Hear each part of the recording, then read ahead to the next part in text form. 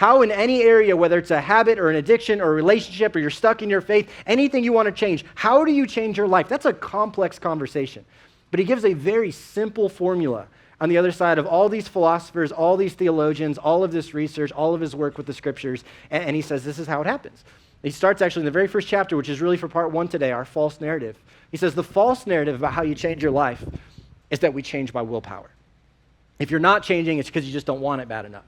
And if you wanted it bad enough, you would ultimately change.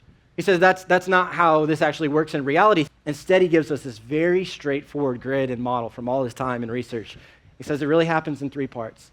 Life change happens when you adopt true narratives.